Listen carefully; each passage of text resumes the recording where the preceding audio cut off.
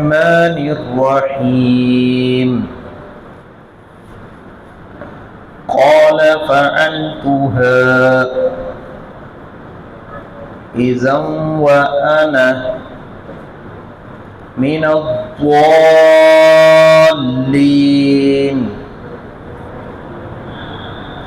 ففررت منكم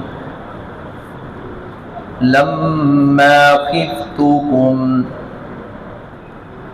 فوهب لي ربي حكما وجعلني من المرسلين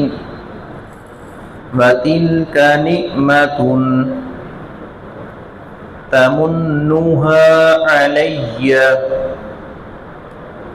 أن عبدت بني إسرائيل۔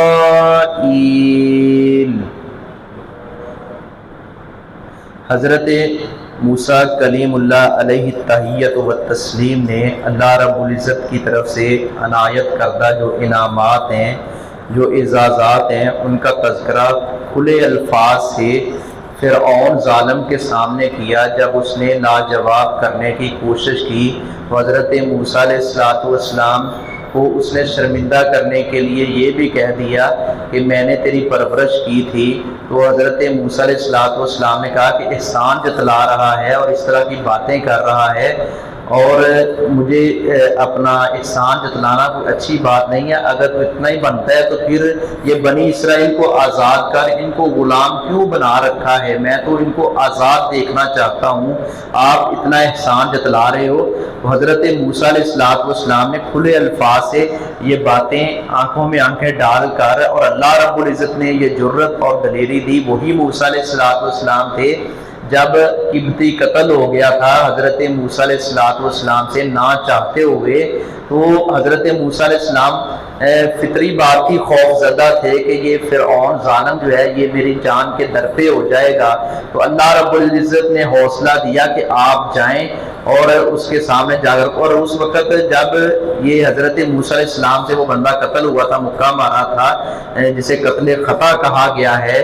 شرعی اعتبار سے، اس کی کوئی حد نہیں ہے، تو حضرت موسیٰ علیہ السلام کو اس وقت نبوت ابھی نہیں ملی تھی، اور جب یہ نبوت ملی تو حضرت موسیٰ علیہ السلام نے کھل کر بات کی، کہا کہ اب وہ اس وقت کی بات چھوڑو، فرعون ظالم سے کہا اس وقت کی بات چھوڑو، اب میں نبی ہوں، اللہ کا رسول ہوں، اور اللہ پورے جہانوں کا رب ہے، وہی تمہارا رب ہے، وہی ہمارا رب ہے، تو اس کی پوجا پاٹ کرو۔ حضرت موسیٰ علیہ السلام نے جب اس طرح کی بات کی تو اس نے وہ ہکا بکا رہ گیا کہ یہ موسیٰ مجھے ہی باتیں کر رہا ہے اور مجھے ہی باتیں سنا رہا ہے، حالانکہ میں نے پرورش کی تھی اس کی۔ تو حضرت موسیٰ علیہ السلام نے کہا کہ میری ماں کو کیا ضرورت تھی کہ وہ صندوق میں بند کرتی اور دریا کی موجوں کے، سمندر کی موجوں کے سپرد کر دیتی،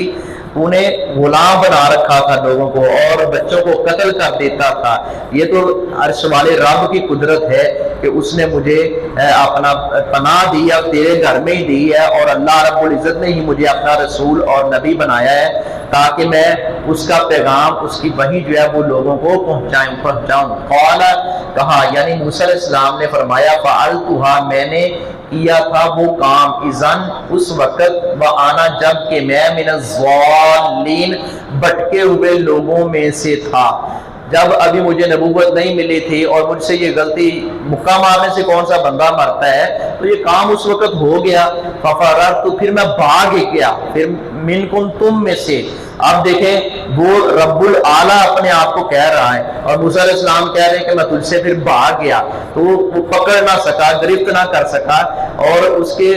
ذہن میں بھی اس طرح کی کوئی بات نہ آئی۔ لما خفتکم جب میں تم سے ڈرا، فوہب پھر عطا کیا لی مجھے ربی میرے رب نے، جب میں تجھ سے ڈرا تھا پھر میرے رب نے کیا انعام کیا، مجھے عطا کر دیا حکمن حکم، علم، وجعلنی اور اس نے بنایا من المرسلین مجھے رسولوں میں سے۔ اور پھر کتنا بڑا انعام اور اعزاز ہے کہ اللہ رب العزت نے اولو العزم پیغمبروں میں سے حضرت موسیٰ علیہ السلام کا انتخاب کیا ہے۔ وَتِلْكَ اور